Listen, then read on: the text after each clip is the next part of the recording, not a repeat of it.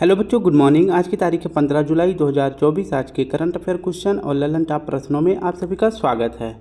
बच्चों, आज हम पढ़ेंगे मेधान सीरीज का पार्ट 15। तो मेधान सीरीज का पार्ट 15 पढ़ेंगे, जिसमें आप सभी को 20 जीके जीएस क्वेश्चन देखने को मिलेगा। तो 15वां पार्ट रहेगा, जिसमें आप सभी को 20 जीके जीएस क्वेश्चन देखने को मिलेगा। और साथ में हम पढ़ेंगे 15 जुलाई के करंट अफेयर और थोड़े बहुत आज ललन टॉप प्रश्न रहेंगे, क्योंकि थोड़ा सा काम की वजह से आज हम ललन टॉप ज़्यादा ऐड नहीं कर पाए हैं। तो चलिए शुरू करते हैं अपने 15 जुलाई के दैनिक समसामयिक सभी प्रतियोगी परीक्षाओं के लिए महत्वपूर्ण प्रश्न।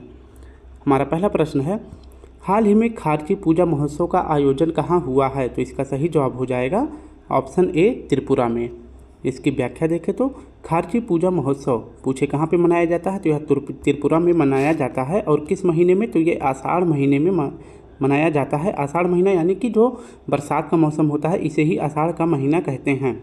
और इस खारची पूजा में जो है 14 देवताओं की पूजा भी की जाती है। तो त्रिपुरा में कौन सा फेस्टिवल मनाया जाता है? तो खारची पूजा मनाया जाता है। नेक्स्ट देखते हैं, कोक बरोक भाषा किस राज्य में बोली जाती है? तो इसका सही जवाब हो जाएगा त्रिपुरा में बोली जाती है। चाप चारकूट किस राज्य का नृत्य है? तो यह मिजोरम का नृत्य है। नेक्स्ट हमारा प्रश्न हो जाएगा, वांगला फेस्टिवल कहाँ मनाया जाता है? तो वांगला फेस्टिवल मनाया जाता है मेघालय में। सागा दावा फेस्टिवल कहाँ मनाया जाता है? तो यह सिक्किम में मनाया जाता है। दूसरा प्रश्न हमारा है, हाल ही में पहला विश्व ऑडियो विजुअल और मनोरंजन शिखर सम्मेलन 2024 कहाँ आयोजित होगा? तो इसका सही जवाब हो जाएगा ऑप्शन बी, गोवा में आयोजित होगा। तो इसकी व्याख्या देखें तो WAVES यानी विश्व ऑडियो विजुअल और मनोरंजन शिखर सम्मेलन, तो यह पहली बार इसका आयोजन हो रहा है, यानी कि इसकी पहली बार शुरुआत हो रही है। और वेब्स का पूछे शुभारंभ कहाँ पे हो रहा है? तो यह गोवा में हो रहा है। और यह कब से शुरू होगा? तो यह नवंबर 2024 से यह शुरू हो जाएगा। तो विश्व ऑडियो विजुअल और मनोरंजन शिखर सम्मेलन कहाँ पे शुरू होगा? तो यह गोवा में शुरू होगा और यह पहली बार शुरुआत हो रहा है। और इसको शुरू करने वाला अगर पूछे कौन है, तो इसको शुरू करने वाला है सूचना और प्रसारण मंत्रालय। और इसके मंत्री पूछे कौन है? तो सूचना और प्रसारण मंत्रालय के मंत्री हैं अश्विनी वैष्णव जी। तो ये आपको याद रखना है। विश्व ऑडियो विजुअल और मनोरंजन शिखर सम्मेलन का आयोजन पहली बार कहाँ किया जा रहा है? गोवा में किया जा रहा है। और कब से शुरू होगा? तो नवंबर 2024 से शुरू होगा। नेक्स्ट देखते हैं कि गोवा पर पहले किसका अधिकार था? तो गोवा पर पुर्तगालियों का अधिकार है, लेकिन गोवा जो है जब पुर्तगालियों से आज़ाद हुआ था, यानी 1961 में जब गोवा जो है पुर्तगालियों से आज़ाद हुआ था, तो गोवा को जो है राज्य नहीं बनाया गया था। तो राज्य नहीं बनाया गया था, तो क्या बनाया गया था? तो गोवा को यूटी बना दिया गया था, यानी केंद्र शासित प्रदेश बना दिया गया था। इसके बाद जो है 1961 के बाद जो है कब तक? 1987 तक यह यूटी रहा। फिर इसके बाद 1987 में गोवा को राज्य बना दिया गया।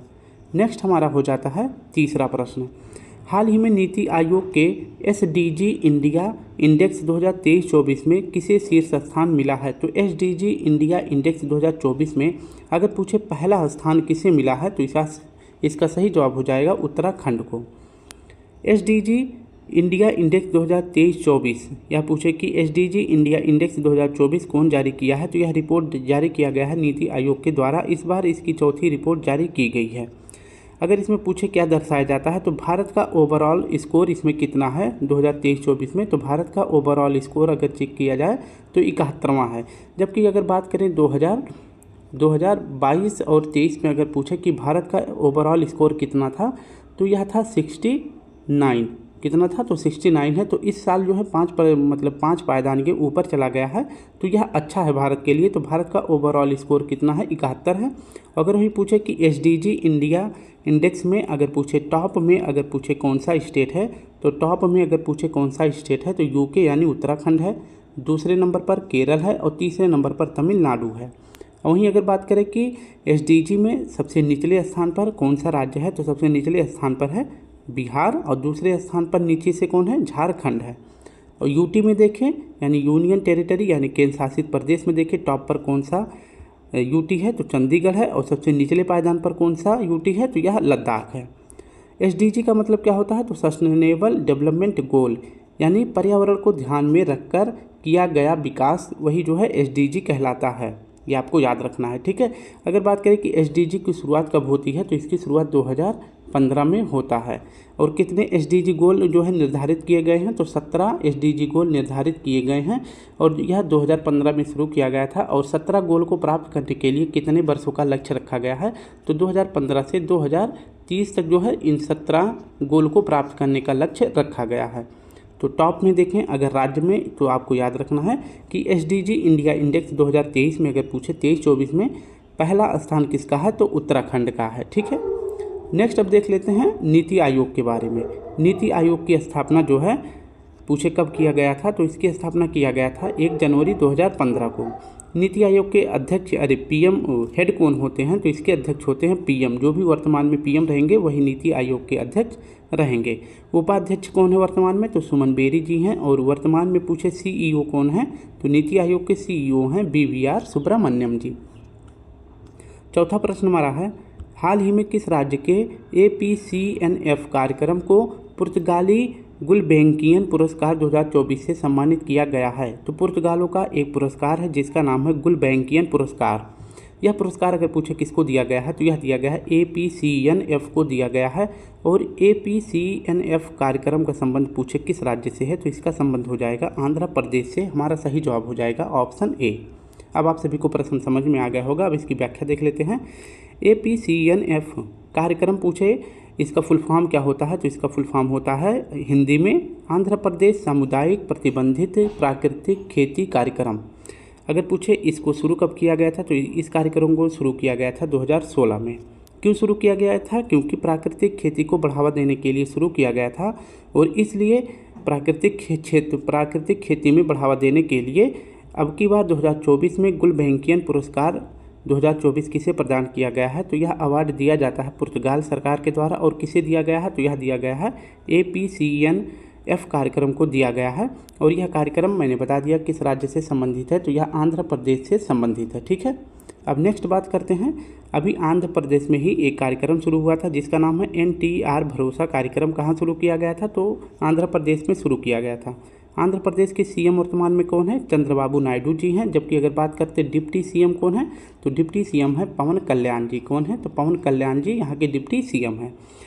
आंध्र प्रदेश की राजधानी पूछे वर्तमान में क्या है, तो अमरावती आंध्र प्रदेश की वर्तमान में राजधानी है। भाषाई आधार पर बनने वाला पहला राज्य कौन सा है, तो भाषाई आधार पर बनने वाला पहला राज्य है आंध्र प्रदेश। और कब बना था, तो 1953 में बना था। नेक्स्ट प्रश्न है, भारत का नवीनतम हाई कोर्ट कौन सा है, तो अमरावती है। और यह भारत का किस नंबर का हाई कोर्ट बना है, तो 25वें नंबर का बना है। कुचिपुड़ी अगर पूछे नृत्य किस राज्य का है, तो कुचिपुड़ी नृत्य है कहाँ का, आंध्र प्रदेश का। और इसकी फेमस कलाकार पूछे आंध्र प्रदेश की जो ये कुचिपुड़ी डांस है इसकी फेमस कलाकार कौन है, तो यामिनी कृष्णमूर्ति जी इसकी फेमस कलाकार हैं। और इनकी पुस्तक का क्या नाम है, तो इनकी आत्मकथा का क्या नाम है, तो ए पैशन फॉर डांस इनकी आत्मकथा यानी इनकी पुस्तक है। पांचवा प्रश्न है, हाल ही में मांसाहारी भोजन पर प्रतिबंध लगाने वाला दुनिया का पहला शहर कौन सा है, तो दुनिया का पहला ऐसा कौन सा शहर है जिसने मांसाहारी पर प्रतिबंध लगा दिया है, तो इसका सही जवाब हो जाएगा पालीताना। पालीताना शहर है। पालीताना शहर अगर पूछे कहाँ पे है, तो यह है गुजरात में। पालीताना शहर कहाँ है, गुजरात में है। और यह अगर पूछे कि पालीताना शहर किस जिले के अंतर्गत आता है, तो भावनगर जिले के अंतर्गत आता है। और पालीताना जो है यह विश्व का पहला शहर बन गया है जिसे मांसाहार पर यहाँ पर प्रतिबंध लगा दिया गया है। या तो ना खरीद सकते हैं ना यहाँ पे बना खा सकते हैं। तो मांसाहारी पर प्रतिबंध लग गया है किस शहर पर, पालीताना शहर पर, जो कि गुजरात के भावनगर के जिला का एक शहर है। ये आपको याद रखना है। पालीताना शहर को जो है जैन मंदिरों का शहर भी कहते हैं, ये आपको याद रखना है। नेक्स्ट बात कर लेते हैं कि भारत का पहला 24x7 सौर ऊर्जा गांव कौन सा है, तो सौर ऊर्जा गांव 24x7 कौन सा है, तो यह मोढेरा गांव है। और मोढेरा गांव पूछे किस राज्य में है, तो यह गुजरात का राज्य है, गुजरात का शहर है।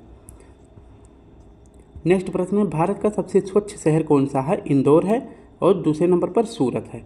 तो 2024 में स्वच्छ शहर का खिताब किसे मिला है, शहर में पूछे तो इंदौर और सूरत को मिला है। अगर वहीं प्रदेश में पूछे कि 2024 में स्वच्छ प्रदेश का अवार्ड किसको मिला था, तो यह मिला था महाराष्ट्र को। ठीक है, तो राज्य में महाराष्ट्र को और शहर में इंदौर और सूरत को। 18वीं लोकसभा की सबसे बड़ी जीत अगर पूछे कहाँ हुआ था, तो 18वीं लोकसभा की सबसे बड़ी जीत अगर पूछे कहाँ पे हुआ था, तो यह हुआ था इंदौर में। कहाँ हुआ था, इंदौर में हुआ था। ये आपको याद रखेंगे। और इसके बाद पूछे कि इंदौर से लोकसभा के सांसद कौन चुने गए हैं, तो ये चुने गए हैं शंकर लालवानी जी, और इन्होंने 11.78 लाख वोटों से जीत दर्ज की है। और यहीं पर पूछे कि अब तक जो है विश्व इतिहास में सबसे ज़्यादा अगर पूछे कि नोटा पर बटन कहाँ पे दबा है, तो वह इंदौर में दबा है। कितना, तो 2.5 लाख वोट जो है कहाँ पे पड़े हैं, नोटा पे पड़ा है। ठीक है, नोटा पे पड़ा है। नेक्स्ट प्रश्न है, भारत का पहला सोलर सिटी कौन सा है, तो भारत का पहला सोलर सिटी है सांची, और सांची पूछे किस राज्य में है, तो यह मध्य प्रदेश में है। नेक्स्ट प्रश्न है, हाल ही में कृषि स्टार्टअप को सहायता देने के लिए एग्रीश्योर लॉन्च करने की घोषणा किसने करी है, तो कृषि स्टार्टअप को बढ़ावा देने के लिए एग्रीश्योर किसने लॉन्च किया है, तो इसका सही जवाब हो जाएगा नाबार्ड ने। इसकी व्याख्या देखें तो एग्रीश्योर अगर पूछे किसने शुरू किया है, तो नाबार्ड की एक सहायक कंपनी है जिसका नाम है एग्रीश्योर। तो एग्रीश्योर को किसने लॉन्च किया है, एग्रीश्योर लॉन्च किया है, जो कि नाबार्ड की एक सहायक कंपनी है। इसका उद्देश्य क्या है लॉन्च करने का, तो कृषि में नवाचार करने के लिए, स्टार्टअप को बढ़ावा देने के लिए एग्रीश्योर को लॉन्च किया गया है नाबार्ड की सहायक कंपनी एग्रीश्योर के द्वारा। और यह कितने वर्षों के लिए शुरू किया गया है, तो यह 10 वर्षों के लिए शुरू किया गया है। इसके लिए जो है 750 करोड़ रुपए की भी मंजूरी दे दी गई है एग्रीश्योर कंपनी के द्वारा। तो एग्रीश्योर किसने लॉन्च किया है, एग्रीश्योर, तो हमारा ये सही जवाब हो जाएगा। अब देखते हैं नाबार्ड के बारे में। नाबार्ड का फुल फॉर्म देख लेते हैं। नाबार्ड का फुल फॉर्म हो जाता है national bank for agriculture and rural development, इसका फुल फॉर्म होता है। इसकी स्थापना होती है 12 जुलाई 1982 को। इसका मुख्यालय पूछे कहाँ पे है, तो मुंबई में इसका मुख्यालय यानी हेडक्वार्टर है। नाबार्ड के वर्तमान में अध्यक्ष कौन है, तो के.बी. साजी वर्तमान में इसके अध्यक्ष हैं। नाबार्ड की स्थापना पूछे किस समिति की सिफारिश पर हुई थी, तो समिति का नाम है शिवरमन समिति।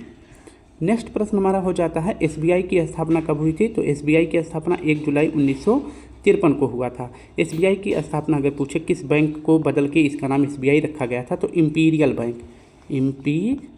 बैंक को जो है बदल कर इसका नाम जो है 1956 में क्या रख दिया गया, एसबीआई रख दिया गया था। इंपीरियल बैंक की अगर पूछे स्थापना कब की गई थी, तो 1921 में की गई थी। ठीक है, 1921 में इंपीरियल बैंक की स्थापना की गई थी। और इंपीरियल बैंक को स्थापित जब किया गया था, तो 3 बैंकों को मिलाकर 1921 में जो है इंपीरियल बैंक की स्थापना की गई थी। ठीक है, 3 बैंक कौन कौन थे, तो ये बैंक ऑफ मद्रास हो जाएगा, बैंक ऑफ बॉम्बे हो जाएगा, बैंक ऑफ कोलकाता हो जाएगा। ठीक है, तो इन 3 बैंकों को मिलाकर 1921 में इंपीरियल बैंक बनाया गया। फिर इसके बाद 1 जुलाई 1953 को जो है इंपीरियल का नाम बदल के एसबीआई रख दिया गया। सिडबी बैंक की स्थापना कब हुई थी, तो 1990 में हुआ था। सिडबी बैंक का मुख्यालय यानी हेडक्वार्टर पूछे कहाँ पे है, तो इसका मुख्यालय है लखनऊ में। और वैसे अधिकतर बैंकों का अगर मुख्यालय पूछे कहाँ पे है, अगर समझ में नहीं आ रहा है तो आप सभी क्या लगा देंगे, मुंबई लगा देंगे, सही हो जाएगा। ठीक है, तो अपवाद में 1-2 बैंकों का मुख्यालय जो है दिल्ली में है या मुंबई लखनऊ में है, नहीं तो सभी का मुख्यालय कहाँ पे है, मुंबई में है। भारत का सबसे बड़ा प्राइवेट बैंक अगर पूछे कौन सा है, तो भारत का सबसे बड़ा प्राइवेट बैंक है एचडीएफसी। और अभी हाल ही में एचडीएफसी ने लक्षद्वीप में पहला प्राइवेट शाखा भी खोला है। और एचडीएफसी की स्थापना कब हुई थी, तो 1994 में हुआ था। 7वां प्रश्न है, हाल ही में चर्चा में रहे आई स्पेस हाइपरबोला 1 रॉकेट का संबंध किससे है, तो इस रॉकेट का संबंध हो जाएगा ऑप्शन डी, चाइना से।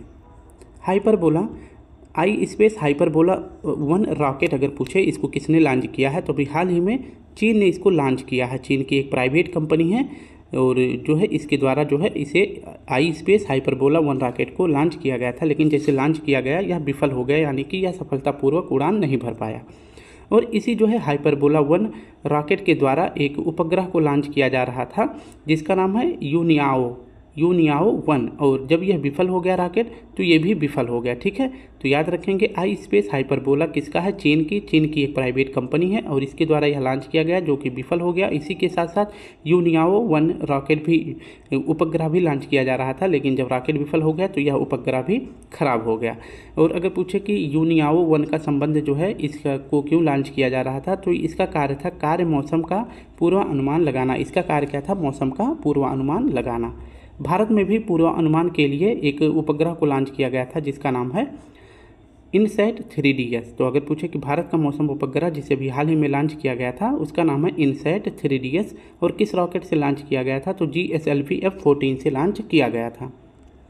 8वां प्रश्न हमारा है, हाल ही में विंबलडन पुरुष एकल 2024 का विजेता कौन बना है, तो विंबलडन पुरुष एकल 2024 का विजेता कौन सा बना है, तो यह बने हैं कार्लोस अल्कराज जी। इसकी व्याख्या देखें तो विंबलडन 2024 यह पूछे किस खेल से संबंधित है, तो यह टेनिस का खेल है और यह साल का सबसे पुराना यानी कि साल का सबसे पुराना ग्रैंड स्लैम है। यानी कि अब पूरे मतलब कि एक साल में कितने ग्रैंड स्लैम होते हैं, तो 4 ग्रैंड स्लैम होते हैं। इनमें सबसे पुराना पूछे कौन सा है, तो विंबलडन है। अगर पूछे कि इसको मेल वर्ग में किसने जीता है, तो कार्लोस अलकराज ने जीता है और इन्होंने अभी कुछ दिनों पहले फ्रेंच ओपन 2024 भी जीत लिया था। विंबलडन 2024 में अगर पूछे कि उपविजेता कौन बना है, यानी कि कार्लोस अलकराज ने किसको हराया है, तो नोवाक जोकोविच को हराया है। नोवाक जोकोविच अगर पूछे ये सबसे ज़्यादा ओपन जीतने वाले व्यक्ति हैं, तो अगर पूछे कि सबसे ज़्यादा अगर ओपन किसने जीता है यानी ग्रैंड स्लैम किसने जीता है, तो नोवाक जोकोविच ने जीता है। और फीमेल वर्ग में पूछे कि विंबलडन ओपन किसने जीता है, तो बारबोरा क्रेजिकोवा ने जीता है और ये किस राज्य की हैं, तो यह चेक रिपब्लिक की हैं। किस देश की हैं, चेक रिपब्लिक की हैं। इन्होंने किसको हराया है, तो जैस्मीन को इन्होंने हराया है और जैस्मीन का संबंध कहाँ से हो जाएगा, तो ये इटली की हैं। तो विंबलडन ओपन 2024 मेल वर्ग में कार्लोस और फीमेल वर्ग में बारबोरा जीती हैं। नेक्स्ट बात करते हैं 9वां प्रश्न। हाल ही में चर्चा में रही अपर सियांग जल विद्युत परियोजना का संबंध किससे है, तो अपर सियांग जल विद्युत परियोजना का संबंध पूछे किस राज्य से है, तो इसका सही जवाब हो जाएगा ऑप्शन ए अरुणाचल प्रदेश से संबंधित है। अपर सियांग जल विद्युत परियोजना अगर पूछे कि यह किस राज्य में शुरू किया जा रहा था, तो यह शुरू किया जा रहा था अरुणाचल प्रदेश में, लेकिन लोगों के द्वारा इसका खूब विरोध किया गया और लोगों ने कहा कि इसको यह बन जाने से गांव जो है विस्थापित हो जाएंगे, पर्यावरण को जो है संरक्षण के लिए इस प्रकार के लोगों के द्वारा कदम उठाया गया है और इन्होंने अपर सियांग जल विद्युत परियोजना का विरोध किया है। इसको पूछे स्टार्ट कौन करने गए थे, तो इसको स्टार्ट करने गए थे मनोहर लाल खट्टर जी, जो कि वर्तमान में ऊर्जा मंत्री हैं। और पूछे कि यह जो है अपर सियांग किस नदी पर बनने वाली परियोजना थी, तो यह बनने वाली थी सियांग नदी पर। और सियांग नदी को तिब्बत में क्या कहते हैं, सांगपो नदी कहते हैं। और यही जो है सियांग नदी असम में जब प्रवेश करती है तो इसे क्या कहते हैं, ब्रह्मपुत्र नदी कहते हैं। भारत में सियांग नदी जो है अगर पूछे किस पर्वत से प्रवेश करती है, तो नामचा पर्वत से प्रवेश करती है। और किस दर्रे से प्रवेश करती है, तो दर्रे का नाम हो जाता है यांगयाप दर्रा। ठीक है, तो यांगयाप दर्रा से जो है ब्रह्मपुत्र नदी भारत में इंटर करती है, नामचा बरवा से इंटर करती है, ये आपको याद रखना है। और इसी नदी पर अपर सियांग जल विद्युत परियोजना शुरू करने की घोषणा की गई थी मनोहर लाल खट्टर जी के द्वारा, लेकिन वहाँ के लोगों के द्वारा इसका विरोध किया जा रहा है। नेक्स्ट बात कर लेते हैं 2 नदियों पर महत्वपूर्ण बनी 5 से 6 परियोजनाओं को देख लेते हैं, जैसे चिनाब नदी पर और झेलम नदी पर कौन कौन सी परियोजनाएँ बनाई गई हैं। तो दुलहस्ती, बगलीहार, सलाल परियोजना, ये तीनों परियोजनाएं किस नदी पर बनाई गई हैं, तो चेनाब नदी पर बनाई गई हैं। ये दिल नहीं है, दुल है। ठीक है, क्या है, तो दुलहस्ती और बगलीहार परियोजना और साथ साथ में सलाल परियोजना ये चेनाब नदी पर शुरू की गई है। किशनगंगा, उरी परियोजना और तुलबुल परियोजना ये तीनों झेलम नदी पर शुरू की गई है। आज का आखिरी करंट अफेयर क्वेश्चन है, फिर हम पढ़ेंगे अपना मैदान सीरीज। हाल ही में इंटरनेट और मोबाइल बैंकिंग सुरक्षा बढ़ावा के लिए सेफ्टी रिंग अगर पूछे किसने लॉन्च किया है, तो मोबाइल बैंकिंग सुविधा में सुरक्षा के लिए सेफ्टी रिंग अगर पूछे किसने लॉन्च किया है, तो इसका सही जवाब हो जाएगा पीएनबी यानी पंजाब नेशनल बैंक के द्वारा शुरू किया गया है। तो सेफ्टी रिंग जो है अगर पूछे किसने लॉन्च किया है, तो पंजाब नेशनल बैंक के द्वारा लॉन्च किया गया है। क्यों, क्योंकि सुरक्षित इंटरनेट बैंकिंग को शुरू करने के लिए सेफ्टी रिंग लॉन्च किया गया है पंजाब नेशनल बैंक के द्वारा। और इसमें कहा गया है कि डेली ट्रांजेक्शन लिमिट इसमें भी आप सभी यूज कर सकते हैं। जैसे मान लीजिए आपके अकाउंट में मान लीजिए 1 लाख रुपए है और आपका फ़ोन आपने अपने फ्रेंड को दे दिया, अपना फ़ोन जो है अपने फ्रेंड को दे दिया, तो आपके अकाउंट में मान लीजिए कितना है, 1 लाख रुपए है। लेकिन आप उसको देने से पहले आप अपने अकाउंट में जो है जाकर उसमें ऐड कर देते हैं कि मेरा फ्रेंड जो है 5,000 रुपये से ज़्यादा एक दिन में यूज ना कर पाए। तो इस प्रकार की इसमें डेली ट्रांजेक्शन लिमिट भी लगाई जा सकती है, जिसके लिए आप इसमें सेट कर सकते हैं। तो 5,000 से ज़्यादा आपका फ्रेंड आपके फ़ोन से या फिर आपके बैंक से रुपए खर्च नहीं कर सकता है। ठीक है, तो इसके लिए सेफ्टी रिंग पूछे किसने लॉन्च किया है, तो पंजाब नेशनल बैंक ने लॉन्च किया है। बच्चों अब हम पढ़ने वाले मैदान सीरीज का एपिसोड 14। ठीक है, तो 14वां पार्ट देखने वाले हैं। 14वां होगा या फिर 15वां, आई थिंक 15वां होगा, ध्यान में ऐसे ही कुछ आ रहा है, देख सकते हैं आप तो पिछले वाले वीडियो में भी जाके। अब देख लेते हैं पहला प्रश्न। पहला प्रश्न हमारा है कुषाण वंश का संस्थापक कौन था, तो कुजल कुड फिसिस था। और अगर पूछे कि कुषाण वंश के फेमस राजा कौन थे, तो फेमस राजा थे कनिष्क। और कनिष्क के दरबार में पूछे कौन थे, तो अश्वघोष जो है कनिष्क के दरबार में थे। और अश्वघोष की अगर पूछे पुस्तक का क्या नाम है, तो इनकी पुस्तक का नाम है बुद्ध चरित। और कनिष्क के ही शासनकाल में जो है बौद्ध धर्म की चौथी बौद्ध संगति का आयोजन किया गया था। और इस चौथी बौद्ध संगति के अध्यक्ष पूछे कौन बनाए गए थे, तो वसुमित्र बनाए गए थे। और इस चौथी बौद्ध संगति के उपाध्यक्ष कौन बनाए गए थे, तो अश्व घोष बनाए गए थे। नेक्स्ट प्रश्न हमारा हो जाता है study of cell. Study of cell क्या कहलाता है, तो साइटोलॉजी कहलाता है। कोशिका के अंदर सबसे छोटी कोशिकांग पूछे कौन सी है, तो राइबोसोम है। प्रोटीन की फैक्ट्री किसे कहते हैं, तो राइबोसोम को कहते हैं प्रोटीन की फैक्ट्री। नेक्स्ट हमारा है तीसरा प्रश्न, चीन की सीमा के साथ सटे हुए भारतीय राज्य कौन कौन से हैं। तो चीन के साथ पूछे भारत की कितनी राज्य सीमा बनाते हैं, तो 5 राज्य सीमा बनाते हैं, जिनमें जो है 4 राज्य है और एक यूटी यानी एक केंद्र शासित प्रदेश है। तो 4 राज्य देख लेते हैं कौन कौन से हैं, हिमाचल प्रदेश, उत्तराखंड, सिक्किम और अरुणाचल प्रदेश, और एक यूटी लद्दाख है। चौथा प्रश्न है लोकसभा में एससी और एसटी के लिए आरक्षित सीटें कितनी हैं। तो लोकसभा में एससी के लिए 84 सीटें हैं, जबकि एसटी के लिए कितनी सीटें हैं, 47 सीटें हैं। रामसर कन्वेंशन कब हुआ था, तो रामसर कन्वेंशन अगर पूछे किससे संबंधित है, तो यह आर्द्र भूमि के यानी कि जो दलदली भूमि है उनको संरक्षित करने के लिए रामसर कन्वेंशन किया गया था 2 फरवरी 1971 में। रामसर अगर पूछे स्थान कहाँ पे है, तो रामसर स्थान है ईरान में। और यहीं पर जो है 1975 में अगर पूछे कि रामसर कन्वेंशन कब लागू हुआ था, तो 1975 में लागू हो गया था। और बैठक कब हुई थी, तो पहली बार बैठक हुआ था 2 फरवरी 1921 को। आर्द्र भूमि के संरक्षण के लिए रामसर कन्वेंशन किया गया था। और भारत का पूछे पहला रामसर स्थल कौन सा घोषित किया गया था, तो चिल्का झील की गई थी। और चिल्का झील पूछे किस राज्य में है, तो ओडिशा राज्य में है। ये आप यहाँ से याद रखेंगे, ठीक है। नेक्स्ट बात कर लेते हैं कि भारत जो है रामसर कन्वेंशन में या फिर जो है आर्द्र भूमि संरक्षण में कब शामिल हुआ था, तो यह शामिल हुआ था 1982 में। वर्तमान में पूछे भारत में कितने रामसर साइट हैं, तो 80 रामसर साइट हैं। सबसे ज़्यादा पूछे रामसर साइट किस राज्य में है, तो तमिलनाडु में है। और दूसरे नंबर पर पूछे सबसे ज़्यादा रामसर साइट किस राज्य में है, तो यूपी में है। छठा प्रश्न हमारा है संविधान संशोधन प्रक्रिया किस देश के संविधान से ग्रहण किया गया है। तो संविधान संशोधन की प्रक्रिया जो है यह दक्षिण अफ्रीका से लिया गया है। और संविधान संशोधन जो है पूछे किस अनुच्छेद के अंतर्गत किया जाता है, तो अनुच्छेद 368 के अंतर्गत किया जाता है।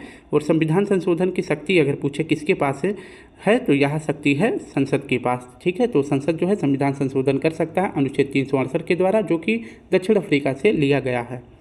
डीपीएसपी पूछे किस देश से लिया गया है, तो आयरलैंड से लिया गया है। राज्यपाल जो नियुक्ति करते हैं इसकी नियुक्ति जो है पूछे कहाँ से ली गई है, तो कनाडा से लिया गया है। समवर्ती सूची के विषय कहाँ से लिया गया है, तो ऑस्ट्रेलिया से लिया गया है। 7वां प्रश्न है train to Pakistan. Train to Pakistan अगर पूछे उपन्यास किसका है, तो खुशवंत सिंह का है। स्वराज पार्टी की स्थापना कब हुई थी, तो 1923 में हुआ था। और स्वराज पार्टी की स्थापना पूछे किसने किया था, तो CR दास और मोतीलाल नेहरू जी ने किया था। अरावली की सबसे ऊंची चोटी कौन सी है, तो अरावली की सबसे ऊंची चोटी गुरु शिखर है। और कितनी ऊंची है, तो 1722 मीटर है। अरावली अगर पूछे जो है जो इसका गुरु शिखर है ये किस राज्य में है, तो यह राजस्थान में है। कहाँ पे है, तो यह राजस्थान में है, जो कि अरावली की सबसे ऊंची चोटी है, माउंट आबू पर है। 10वां प्रश्न है कौन सा एकमात्र संविधान संशोधन जिसे असंवैधानिक करार दिया गया था, तो 99वां संविधान संशोधन जिसे सुप्रीम कोर्ट के द्वारा असंवैधानिक करार दिया गया था। और उसका नाम क्या है, तो इसका नाम है NJAC यानी नेशनल जुडिशरी अपॉइंटमेंट कमीशन। इसको हिंदी में कहते हैं राष्ट्रीय न्यायिक नियुक्ति आयोग, जिसको जो है सुप्रीम कोर्ट के द्वारा असंवैधानिक करार दिया गया था। और संविधान संशोधन पूछे कौन सा था, तो 99वां संविधान संशोधन था। 11वां प्रश्न है हरित क्रांति शब्द के प्रतिपादक कौन थे, तो विलियम गॉड थे हरित क्रांति शब्द के प्रतिपादक। और वहीं पूछे कि भारत में हरित क्रांति के जनक कौन माने जाते हैं, MS स्वामीनाथन माने जाते हैं। और MS स्वामीनाथन जी को भी 2024 में भारत रत्न से सम्मानित किया गया है। और पूछे कि हरित क्रांति के विश्व जनक कौन माने जाते हैं, तो नॉर्मन बोरलॉग माने जाते हैं। सिक्कों का अध्ययन क्या कहलाता है, तो यानी कि जो सिक्के होते हैं उसके अध्ययन को क्या कहते हैं, न्यूमिस्मैटिक्स जो है इसका सिक्कों का अध्ययन कहलाता है। 13वां प्रश्न है जैविक वर्गीकरण की नामावली देने वाले कौन है, तो कैरोलोस लेनियस हैं। और इन्हें ही जो है फादर ऑफ टैक्सोनॉमी भी कहा जाता है। 5 किंगडम क्लासिफिकेशन अगर पूछे किसके द्वारा दिया गया था, तो यह दिया गया था व्हिटकर के द्वारा। और 5 जो है क्लासिफिकेशन अगर पूछे किंगडम को से 5 किंगडम क्लासिफिकेशन कौन कौन से हैं, तो पहला है मुनेरा, दूसरा है प्रोटिस्टा, तीसरा है कमक, और चौथा कौन सा है पादप, और 5वां कौन सा है एनिमल है। ठीक है, तो ये 5 पादप जगत है, इसे आप याद रखेंगे। किसके द्वारा दिया गया था? तो हुइटकर के द्वारा दिया गया था। 16वां प्रश्न 15वां प्रश्न है सिविल सर्विस की अगर पूछे जनक कौन माने जाते हैं? तो कॉर्नवालिस माने जाते हैं। और सिविल सर्विस में जो है क्वालिफाई करने वाले पहले भारतीय कौन थे? तो सत्येंद्र नाथ जी थे। और अगर बात कर रहे हैं वहीं लोक सेवा आयोग की स्थापना पूछे किस एक्ट के तहत की गई थी? तो 1919 एक्ट के तहत की गई थी। किस सिफारिश पर, किस समिति की सिफारिश पर? तो ली आयोग की सिफारिश पर लोक सेवा आयोग की स्थापना 1919 एक्ट के तहत की गई थी। मूल संविधान में कितने अनुच्छेद थे? तो मूल संविधान में कितने अनुच्छेद थे? 395 अनुच्छेद हैं। वर्तमान में पूछे कितने हैं? तो 395 ही हैं और साथ में कुछ ऐड कर दिया गया है, लेकिन ये इससे क्वेश्चन कभी नहीं बनेगा कि वर्तमान में पूछे कि कितने अनुच्छेद हैं, तो ये क्वेश्चन नहीं बनेगा। लेकिन वही पूछे कि मूल संविधान में कितने अनुसूची थी? तो 8 अनुसूची थी। वर्तमान में कितनी है? 12 हैं। और मूल संविधान में भाग कितने थे? तो 22 भाग हैं। और वर्तमान में भी कितने भाग हैं? तो 22 भाग हैं। 17वां प्रश्न है सबसे पुराना शास्त्रीय नृत्य भारत का पूछे कौन सा है? तो भरतनाट्यम है, जिसे सदीर अट्टम भी कहते हैं। और भरतनाट्यम पूछे किस राज्य से संबंधित है? तो यह तमिलनाडु से संबंधित है। सबसे नवीनतम नृत्य पूछे भारत का शास्त्रीय कौन सा है? तो वह सत्तरिया है, सबसे नवीनतम। और सत्तरिया पूछे किस राज्य से संबंधित है? तो असम से संबंधित है। 18वां प्रश्न है पहले एशियन गेम्स का आयोजन कहाँ हुआ था? तो आसियान गेम्स का पूछे पहली बार आयोजन कहाँ हुआ था? तो 1951 में अपने भारत नई दिल्ली में पहली बार इसका आयोजन किया गया था। अभी जो है 19वें क्रम का 2023 में इसका आयोजन पूछे कहाँ किया गया था? तो 2023 में इसका आयोजन किया गया था हांगजाऊ चीन में इसका आयोजन किया गया था 19वें क्रम का। और 20वें क्रम का पूछे कहाँ किया जाएगा? तो आईची जापान में किया जाएगा। आईची जो है जापान का एक शहर है। तो 20वां आसियान गेम्स का आयोजन आईची जापान में किया जाएगा। 19वां प्रश्न हमारा है कमक और शैवाल का सहजीवन क्या कहलाता है? तो इन दोनों का सहजीवन जो है लाइकेन कहलाता है। अकबरनामा के लेखक कौन माने जाते हैं? तो अकबरनामा के लेखक है अबुल फजल। तो स्टूडेंट इस प्रकार से हमने अपने 10 करंट अफेयर क्वेश्चन साथ में उसकी व्याख्या, कुछ प्रश्नों में ललन टॉप प्रश्न, इसके बाद मैदान सीरीज का पार्ट 15 है या फिर 14 है, जो भी होगा आप देख लेना एक बार। अगर नहीं समझ में आएगा तो मैं कल जो है देख कर बता दूंगा कौन सा पार्ट आज हमने सॉल्व किया है। तो स्टूडेंट इस प्रकार से आप सभी को हमारी तरफ से प्यारा सा जय हिंद, जय भारत।